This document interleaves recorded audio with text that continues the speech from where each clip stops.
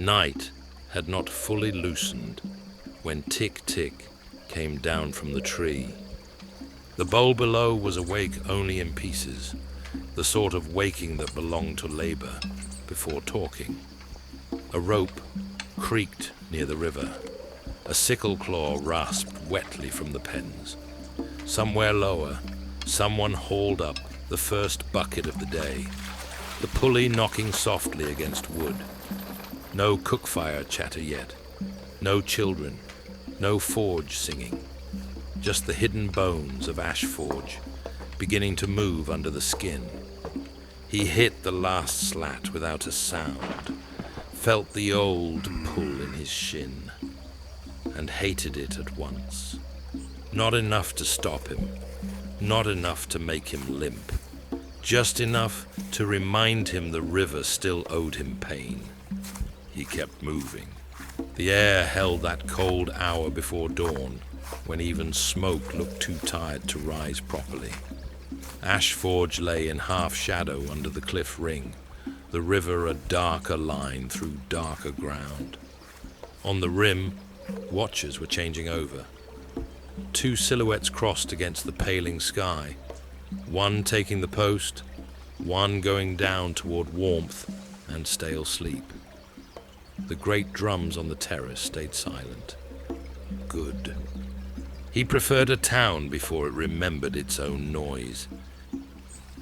His gear was already on him, not full field armor, not for a ride meant to read ground and leave it unseen, but the lighter scout fit, leather first, hidden metal where it mattered, forearm guards, left shoulder piece, knife, rope, the custom bow across his back, sitting low enough for a short reach to bring it into his hands. The waxed pouch at his belt felt dry when he checked it. Good. It should be dry. The world did not get credit for failing to steal what was his. At the foot of the slope, 3 sickle claws stood saddled in the dim, while handlers tightened straps in near silence. Their feather manes lay flat with dew. Steam drifted from their nostrils, bright eyes, awake before the men were. One rider already sat mounted, motionless in the half-light. Reyes. Even in poor dawn, he had that shape, bigger than the others by enough that the mount beneath him looked merely adequate rather than large. Broad through the shoulders, long through the limbs, pale where most of Ash Forge ran dark. He sat the saddle, like a man built for colder countries and harder weather. Something closer to a battering ram taught patience. Stillness on him never read passive. It read chosen. Tic Tic saw him. Reyes saw Tic Tic seeing him. Neither lifted a hand. Below the rider platform, Mako was checking a girth strap again. The chief's son had grown fast over the last year, long in the arms now, less boy left in the face. But responsibility still sat on him like gear. He was afraid to scuff. He looked up as Tic Tic's boot touched the last stones. You took your time? Tic Tic crossed to the nearest mount and laid a hand against its neck. Heat moved under feather and hide. You checked that strap 3 times. We're both wasting morning. Mako glanced down. 2. Then you're learning. That pulled the beginning of a grin out of him before he thought to hide it. Tavo came out of the gloom carrying a water skin and a wrap of dried food. He was older than Mako by a few seasons and younger than Reyes by enough to call him old when the mood took him. Broad hands, narrow eyes, a practical man's face, the kind that always looked as if it had heard the joke already and decided whether it deserved breath. He held the bundle out to Tic Tic. From the ledger woman. Yana doesn't cook. She said that too. Tavo shifted the wrap. This came from the healer huts. That made Tic Tic look up. Izel stood in shadow beside the pen fence, as if she had grown out of it. No armor, no club. Her right arm stayed close, beneath the wrap, tied across her shoulder, and the set as her mouth said she disliked that fact more than anyone else would dare mention. You walk loud when you're annoyed. I'm not annoyed. You came down from the tree angry at your own leg. Mako bent carefully back over his strap. Tavo looked elsewhere with the discipline of a man who liked continuing to live. Tic Tic untied the bundle. Dried river fish, flat cakes, a folded cloth packet bound with gut string. He held up the packet. What's this? For the shin, Izel said. not for your pride. My pride doesn't swell in the cold. It does around sunrise. Reyes made a sound that might have been a laugh if he had allowed it to finish. Izel stepped in and, without asking, put 2 fingers against the outer side of Tic Tic's left shin. He held still.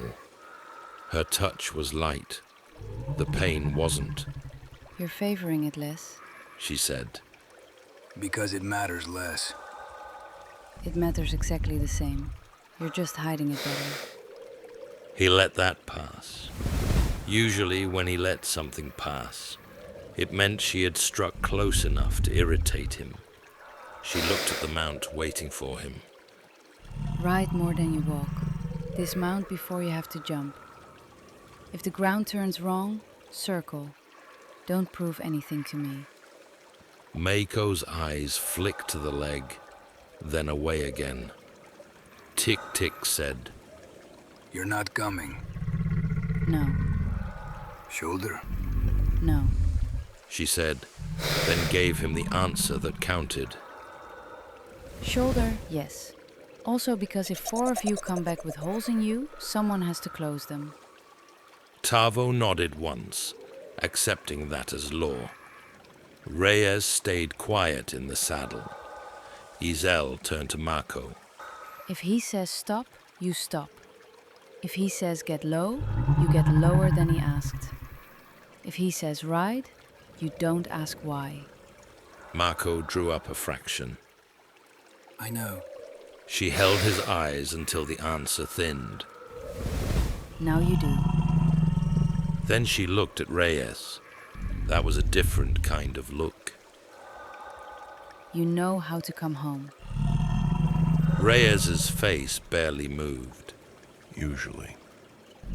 No, usually today. He tipped his head once. Then we'll do today properly. Above the rim, the sky had gone from black to iron. Not sunrise yet, but enough that edges returned to things. The river turned from absence into shape. Smoke from one early cook fire lifted in a thin line near the bank. Below the chief's terrace, the first low call went out to the gate hands. Time. Tic Tic handed the herb packet to Tavo, who tucked it into a scout pouch without comment. Then he set his foot in the stirrup and mounted. That was where the shin taxed him. Only one beat, a hitch where there should have been none. Small enough that another man might have missed it. Izel didn't. Of course she didn't. She said nothing. Tic Tic settled into the saddle and leaned forward, touching 2 fingers to the sickle claw's neck. The animal flicked one bright eye back at him, as if deciding whether this morning's rider was worth carrying, then snorted and eased. Don't fall out of your tree next time. Izel said. Don't let Yana eat all the fish. Don't worry. She chews like she needs to write down every bite. That pulled the real laugh this time. From Mako, sudden and bright in the cold. Izel's mouth bent at one corner. Then she stepped back into the fence shadow and was gone from the lane, as if she had never stood there. Tic Tic did not watch her leave. He clicked his tongue once. The mount shifted under him.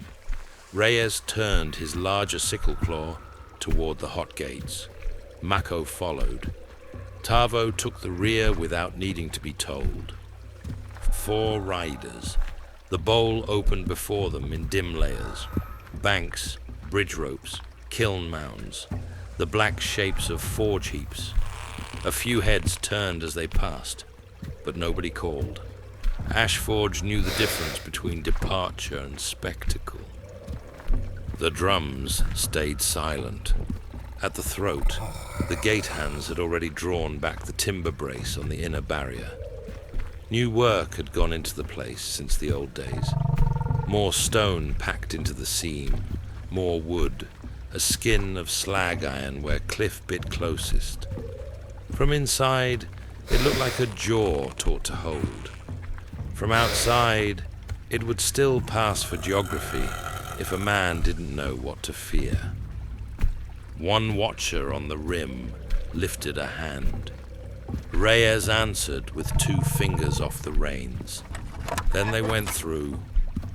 The world narrowed. Stone on both sides. River close on the left, speaking in a lower voice now that the cliffs had taught it to. Hooves and raised claws clicking, then deadening on packed grit. Wind with nowhere simple to go. Last chapter, the hot gates had swallowed them returning. This morning, they spat them back out. By the time they reached the flats, dawn had found the horizon and begun working its way over the mesquite. The sky turned pale and hard. The land spread open again. Scrub, thorn, dry cuts, old stone, the distant wavering backs of larger creatures, moving where they pleased and did not care to be named by men. Tic Tic turned once in the saddle and looked back. From outside, Ashforge was gone. Only cliffs, only shadow, only the slit where water and road disappeared. Good. He faced forward again. Reyes took the lead by half a mount length, just enough to read first sign, without claiming the whole lane. We started the den. Tic Tic nodded. If the rain of yesterday didn't spoil it. There was no rain yesterday. Mako said. There was, at the river. Tavo answered. Some people went in it wrong. Mako let that sit. He was learning when not to chase every question his face wanted to ask. They rode for the mesquite trail, where the previous day's wrongness had first begun to show itself. Sunlight crawled low across the flats, turning every thorn shadow into something that could fool the eye. The mounts moved carefully at first, then easier as the lane widened. Sickle claws rode differently from horses or goats or anything sensible. Their bodies held speed in a taut line, all coiled effort and predator intelligence, hating wasted motion as much as men hated wasted blood. Tic Tic let his mount choose where it could. He kept his own eyes on the ground, the brush, the places where silence sat too neatly. A fieldcraft thing, old and simple. Men reveal what they fear by what they disturb. Tired men break their line. Confident men step wide. Men carrying weight leave it in the earth whether they want to or not. And frightened men stop watching where they're going and start watching where they think danger will come from. The ground remembers all of them differently. They found the first sign where mesquite thickened near a shallow wash. Tic Tic raised one hand. The team slowed. He swung down from the saddle. There it was again, the little cost. The shin took the landing, sent up a quick line of pain, then settled. He buried the pause by dropping straight into a crouch. Reyes saw it anyway. He said nothing, just shifted his mount one step to block Mako's view. Tic Tic studied the dirt. Boot marks, fainter than yesterday, but still there. One line through, then another overlapping it. Brush broken at knee height in one place, lower in another. 4? Mako asked quietly. More now. Tic Tic said. He pointed with 2 fingers. Yesterday's 4 ran through here. Later, 2 came back on part of the trail. See where the newer heel bite cuts the old edge? Mako leaned forward. I see 1. Then look longer. Tavo dismounted and crouched opposite him. 2 back trailers. Light. Not light. Reyes said from the saddle. Careful. Tic Tic nodded. They're stepping in old damage, saving sign.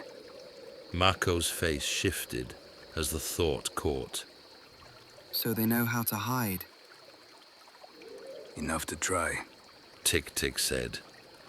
Mako looked a little farther down the lane, squinting into a patch of broken grass. Then he pointed. That one there. The grass leans wrong. Somebody stopped and turned before the wash. Tic Tic followed the line and saw it. Good. Not just a boy asking, a boy learning to read. They pressed on. The den lay where they had left it, wrong still, though the sun had moved over the rock and made the place look honest again. The crushed cub remained half in shadow. Flies had come back to their work. The air held old blood, cat musk, and the harsher taint of men. The mother Longfang was gone. That did not mean far. All 4 dismounted. They kept the mounts close. Sickle Claws disliked Longfang ground, and their dislike was useful warning. Mako stared too long at the small dead thing in the shade. Reyes said, If you pity it, do it while looking somewhere else. Mako tore his gaze away. I wasn't pitying. No, Reyes said. you were learning. Tavo moved through the outer sign in a slow half circle, then spat once into the dust before kneeling. More men came here after us. After the cat. Tic Tic said. He pointed to the edge of a print. See that scrape? Man slid here to stop. Didn't want to step closer. Smart man. Tavo muttered. Still here. Reyes said. Tic Tic followed the line of his eyes and found it, not on the ground this time, but on the stone wall just beyond the den. A narrow slash cut clean into a flat patch of rock with something metal. Deliberate. Fresh. Mako stepped closer. Marker. Probe mark. Reyes said. Men counting turns. Leave those. Tic Tic's mouth tightened. That was the first bad clue. Not random flight. Not scavengers bolting through predator country.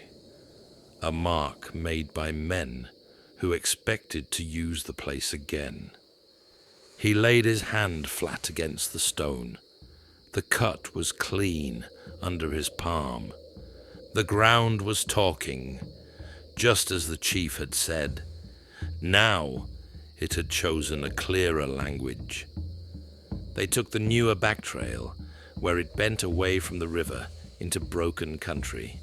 The work slowed there, Less open riding, more stopping, more reading. Twice they had to dismount and lead the mounts through blackthorn and old stone shelves. That was where the shin became a tax worth naming. The first time, Tic Tic hid it. The second time, climbing a low break in the rock to get angle on a print line. His left leg failed to give the clean drive he expected. He caught himself on one hand, rose, and kept moving. Mako looked at the rock instead of at him. Good instinct. Reyes came up beside him and said low enough for only him to hear, Ride more when you can. Tic Tic did not look over. You sound like a healer. You sound slower than yesterday. Tic Tic gave him a thin side glance. Reyes almost smiled. There you are. They found an old cook scrape before mid-morning, cold, buried, smartly done. Whoever had used it had dug low, burned hard wood, then covered the ash with damp dirt and thorn litter, the sort of fire made by men who wanted warmth without teaching the sky a new language. Tavo uncovered a blackened bird bone with his knife point. River bird. Not enough for a full group. Mako said. Reyes was already watching outward. Because it fed a pair, not a camp. Tic Tic crouched again. 2 bedroll impressions. One man had slept light, rising twice. The other had barely moved. Another fieldcraft thing. Hidden fire tells less about hunger than confidence. Men who fear pursuit eat cold if they can.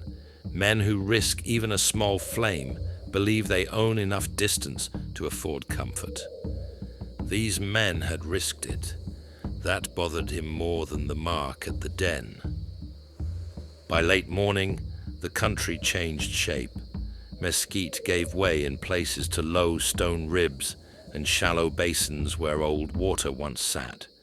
Good ground for watching from. Bad ground for crossing if someone above already had your measure. They stopped in the shade of a split boulder and drank. The mounts took the rest greedily, necks twitching at every fly and distant cry.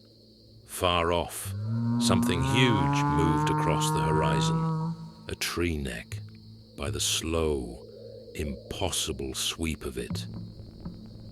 But the day's true concern stayed lower, at human height, where human thinking did its damage. Mako wiped his mouth. If they wanted the bowl, why not come straight? Because straight gets men killed. Reyes said. Because straight only works once. Tic Tic added. Mako looked between them. Then what are they doing? Tavo corked the skin and said, Learning how not to come straight. No one had a better answer. They moved wider then, angling across the flats toward a rise of broken redstone that overlooked 2 shallow approaches at once.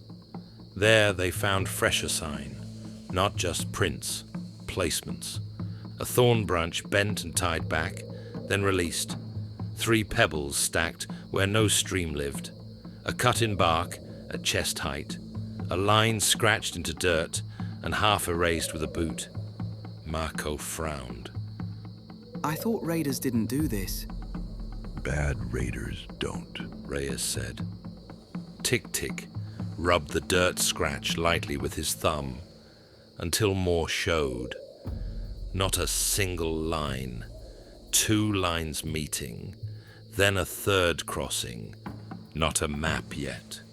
The beginning of one. He stood and looked west, toward the hidden bowl. You could not see Ash Forge from here. That almost made it worse. They're not wandering.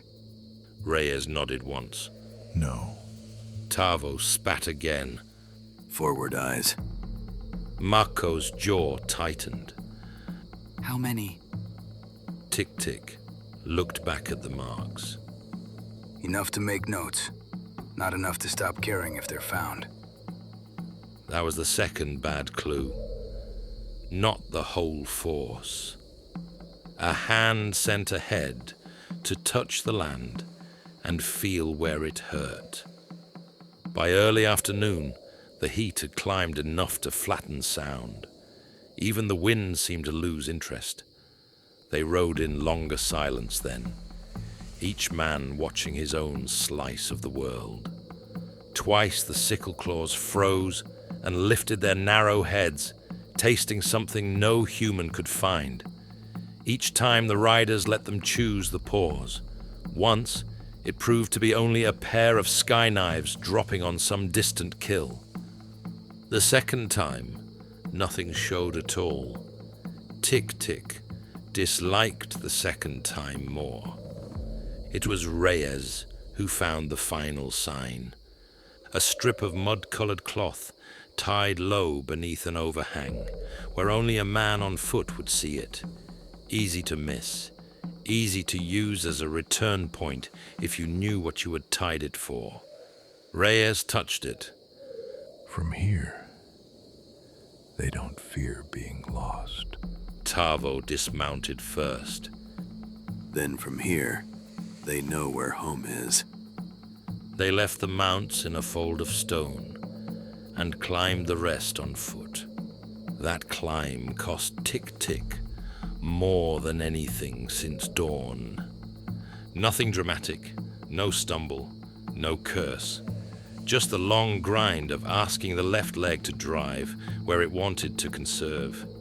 He went first anyway, broad shoulders moving carefully through stone and scrub. Bow pulled close, so it would not scrape. Reyes kept Mako back with one hand when the footing narrowed. Tavo came last, setting his feet where the others had already proved the rock would hold. The crest above was not a true ridge, more a broken shoulder of land looking over the country beyond. The sort of place a careful man would use once, maybe twice, then abandon before the country learned him back. Tic Tic eased his head up over the lip, and there it was. Not the full raider host. Worse, in a way. A forward camp, small, tight, deliberate. No wagons, no sprawling mess, no loud fires and thrown bedrolls and half-drunk fools sleeping in their own stink. The camp sat in a shallow basin, half hidden by brush and stone. One side left open only toward a controlled line of sight eastward, toward the lanes that could, if learned properly, lead a man toward the bowl. 3 cook fires, each dug low and hooded by stone. 1 larger awning of hide and stitched cloth. 2 smaller lean-tos. A picket line set where mounts could be turned quickly if needed. Sentinel points on the north and south lip of the basin. 1 man awake at each. More gear stacked under shade than a passing band would ever bother arranging so neatly. And markers. That finished it. Sticks planted in the dirt at measured intervals. Stones stacked beside them in coded little piles. On a flat hide spread near the awning, dark scratches and lines, unreadable from here, but not random. Counting, measuring, turning country into something portable. Mako breathed out behind him. Mierda. Tavo's whisper came rough as gravel. They build to stay. Reyes didn't answer at first. His eyes moved over the sentry arcs, the spacing between fires, the cleared path through the scrub that would let men shift positions without noise. When he finally spoke, it was to Tic Tic alone. Not raiders in a hurry. No. Below them, One sentry stopped and turned his head toward the eastern flats, scanning the very country Ash Forge hid behind, not in the lazy sweep of a bored guard, in measured arcs, trained enough to waste nothing. Cold settled in Tic Tic's chest. Men who meant only to survive did not lay camp like this. Men who meant only to steal and run did not count approaches. Men who meant to vanish did not bother teaching themselves the shape of land they did not intend to hold in memory. This was not scavenger work. This was a knife laid on the table before the hand reached for it. Mako shifted to see more. A pebble slipped under his boot and clicked once down the rock. All four froze. Below, one sentry stopped moving. His head lifted. Tic Tic's hand shot back without looking and flattened against Mako's chest, pinning him to the stone. Reyes dropped lower instantly. Tavo's knife appeared in his hand, as if it had been waiting there all day. Below, the sentry stared toward the ridge. One breath, two. Then a tethered beast at the far edge of camp jerked its head toward something else in the brush and snorted. The sentry turned. The moment passed. Tic Tic kept his hand on Mako, one heartbeat longer, then eased it away. Mako swallowed. Sorry. Reyes leaned close, voice no louder than dust. That sound again, and your father gets told you tripped over your own blood. Mako nodded once. No pride in him now? Good. Tic Tic looked down into the basin one last time. Not many men visible. 7, maybe 8, if the lean-to shadows held bodies the way they should. But a camp like this was not meant to win by itself. It was meant to listen, to report, to feel where the hidden thing in the land began, and how best to get a blade between its ribs. This was not the threat. This was the part of it sent ahead to learn the country. He backed off the lip first, no closer. Tavo nodded at once, Reyes once. Mako did not argue. They crawled down the reverse slope in silence, each man placing hand and boot where the one before had proved safe. No one hurried. Haste made noise, and noise made widows. By the time they reached the mounts again, the heat felt heavier and the sky meaner, as though the land had listened to what they had seen and disliked being known so well. Tic Tic took one look at the sickle claws and stopped. Not visibly, not enough for the others to question it. Just enough that his hand did not go to the stirrup straight away. Reyes saw it. What?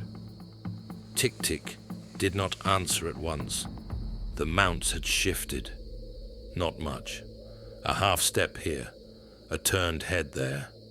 Small things, but wrong.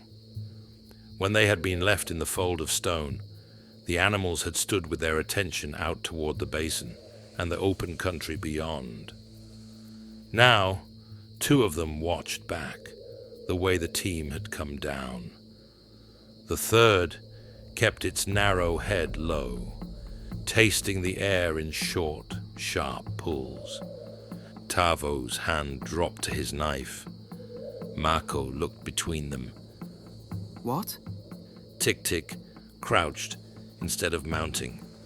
The shin flared hard enough to deserve hatred. He ignored it and touched the dirt where the nearest sickle claw had shifted its feet. Fresh scuff over older scuff. Not theirs, not from before. Someone had come close enough to make the mounts uneasy, and careful enough not to leave much else. Back trail. he said. Reyes was off his saddle before Mako fully understood the word. How many?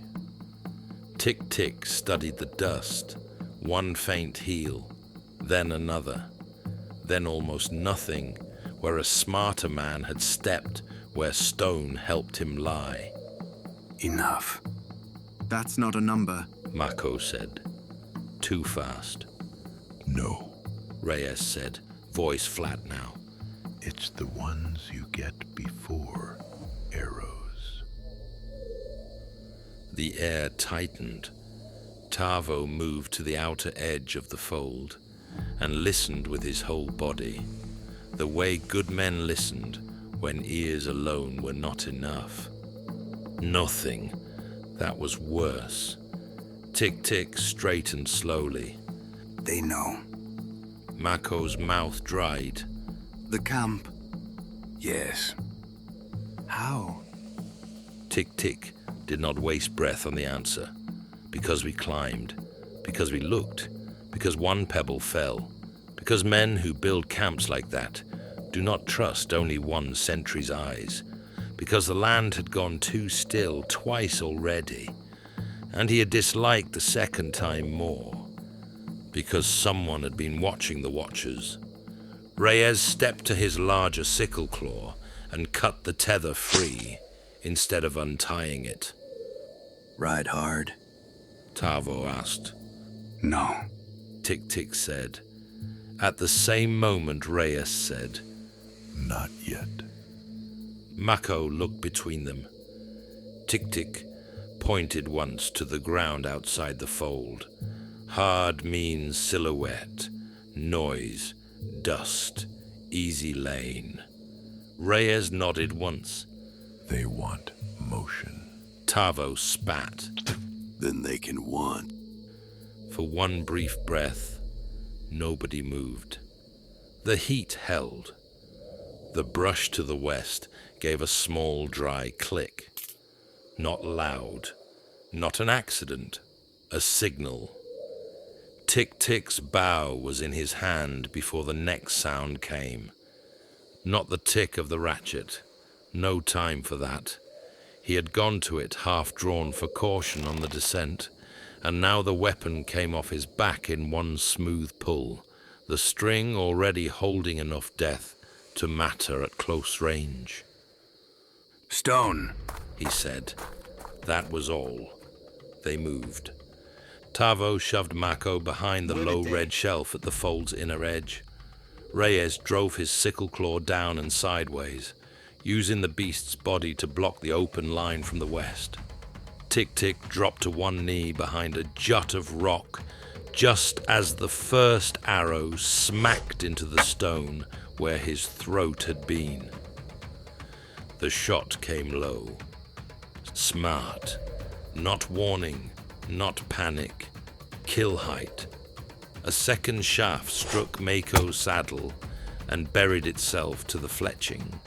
The sickle claws screamed. Not horse noise, not anything soft. A high, tearing rasp that made the skin between the shoulders tighten. 3 at least. Reyes said. more.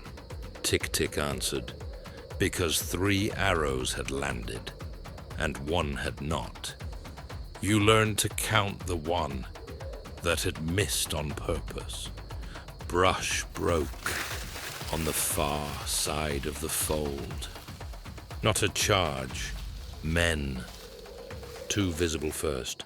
Low, leather-wrapped, faces ash-smeared, moving with the ugly discipline of men who had rehearsed where fear should stand. 1 with a short bow, already knocking again. 1 with a weighted line, coiled at his hip. Tavo rose just enough to throw. His knife turned once in the light and hit the bowman in the cheekbone instead of the eye. Bad luck for clean killing, good enough for pain. The man dropped with both hands at his face. Arrow gone wild into the scrub. The second man cast the weighted line anyway. Too fast for Mako. Tic Tic saw the boy freeze, and moved before thinking had time to get proud about it. He hit Mako from the side, drove him flat behind the stone, and took the rope across his own upper back as the weight slapped rock and leather hard enough to bruise through both. The world flashed white along his bad side. Reyes was already moving, no shout, no flourish. He came out from behind the sickle claw with a short blade in one hand and all the rest of him built for direct harm. He hit the lineman before the man had time to recover the cast, shoulder to chest, blade working low and practical under the ribs. Not beautiful, final. Try The man folded with a noise like a water skin stepping on itself. That was when the real trap closed. A horn gave one short, cracked note from higher ground to the south. Not theirs. Not old work horn wobble. New. Tic Tic's blood went colder than the shadow allowed. Upslope. He snapped. Too late again. A net dropped. Not a full siege net. Smaller, hunter woven, weighted at the edges with slag hooks and old chain links. It came down from the red shelf above them, where no one had been a heartbeat earlier.